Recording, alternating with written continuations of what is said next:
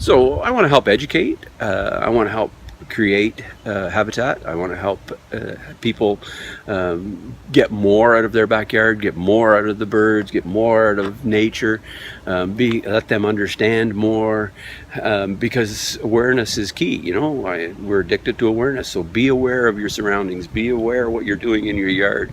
Be aware of what you're creating and what you're helping and what you're not helping. It makes a big difference on both sides of that as to, you know, what it is that you're doing. So planting a specific type of plant in your yard often maybe isn't the right thing. Maybe you're putting the wrong thing in. There's lots of things that we can buy at nurseries and places that are great plants, just to be able to see them in your yard, but they're maybe not so great for the nature and for the birds and for squirrels and rabbits and everybody else.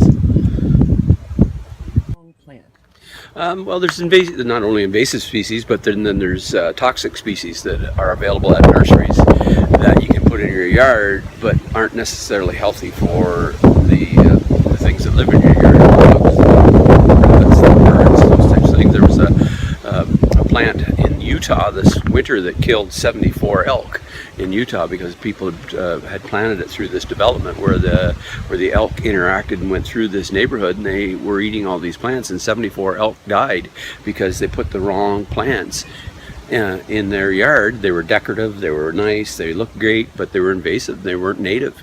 So native plants is very, very important. Plants that produce a food is very, very important. We have lessen the use of pesticides. So our grasses, for instance, that we use often is our Kentucky bluegrass. Kentucky bluegrass doesn't grow in this environment. So the weeds end up being stronger than the grass. The weeds take over, people spray herbicide to kill the weeds. And then they reseed, and then they repeat that year after year or every couple of years or whatever it happens to be.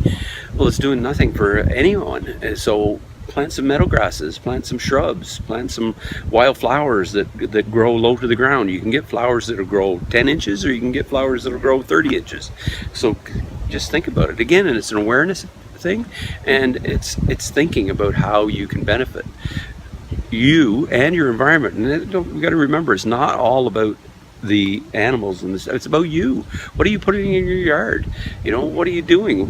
You're living in your pesticides that you put in your grass. They stick signs in the grass and say, don't walk on this for 24 hours. What do you think 24 hours is serving that up? There's a whole new study being done on about toxics of pesticides, on how they're lingering in plants, they're lingering in the soil, and then when we reintroduce a different pesticide or herbicide, that toxic mixture is actually worse than the individual ingredients put together. So there's a whole thing that's happening there. So that's what my purpose is. That's what I'm here for, is to raise that awareness, to become aware myself and be able to give that message over to other people.